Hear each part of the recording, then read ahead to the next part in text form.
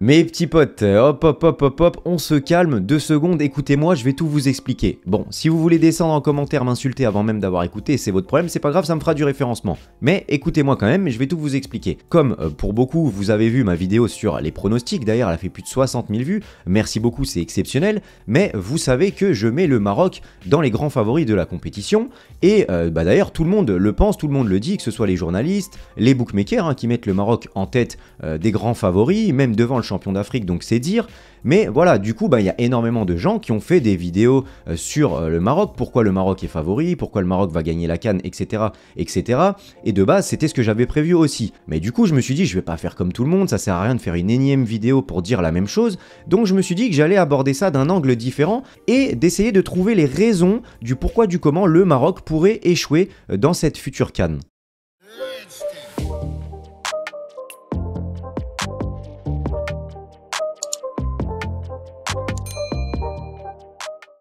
Première raison, et pas des moindres, c'est que le Maroc n'a pas gagné de CAN depuis 1976. Donc factuellement, c'est un peu la loose. Le dernier carré a été atteint en 2004, donc ça fait 20 ans que le Maroc n'a pas atteint le dernier carré.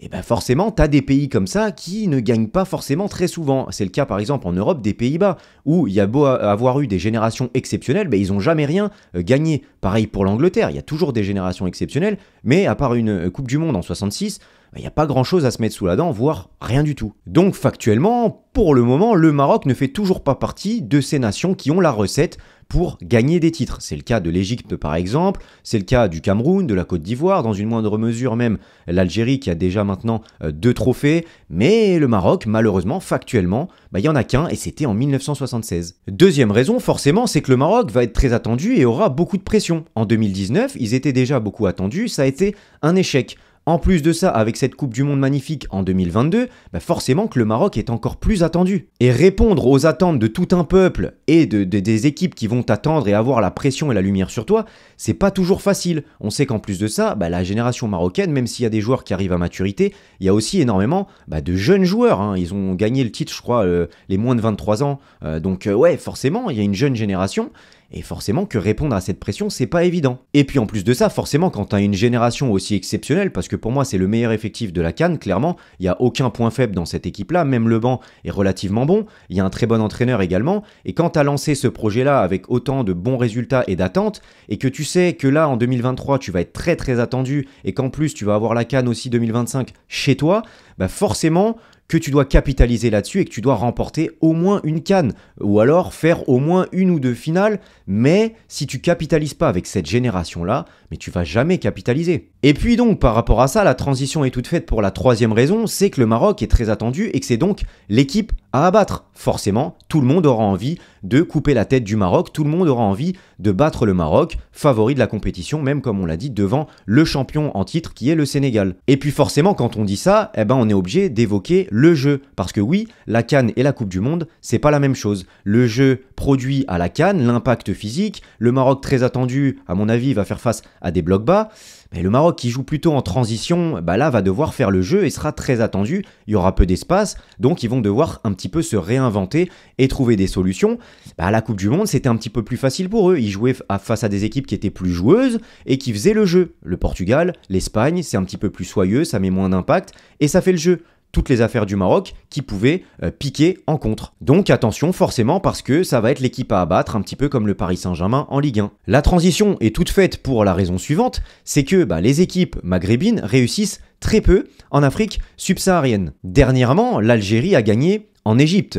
Dans les 3 titres dans les années 2000 de l'Égypte, il y a un titre qui est gagné chez eux. La Tunisie également en 2004 a gagné chez elle. Et la première CAN de l'Algérie, elle a été remportée également chez elle. Donc en plus d'avoir beaucoup de pression et d'être attendue sur le terrain, en général, les équipes maghrébines réussissent très peu en Afrique subsaharienne, donc c'est encore un obstacle supplémentaire. Avant-dernière raison, on est obligé de regarder un petit peu les forces en présence. On a dit que l'effectif du Maroc était très bon, c'est la réalité. Mais si on se penche un petit peu plus profond, on peut voir qu'il y a des joueurs importants qui sont en méforme ou qui ont connu des blessures ou très peu de temps de jeu. Déjà, on peut commencer par des joueurs qui se sont exilés. Bounou, Romain Saïs, Bouffal jouent en Arabie Saoudite. Et ça, mine de rien, c'est pas le même rythme, c'est pas le même impact physique, c'est pas la même intensité.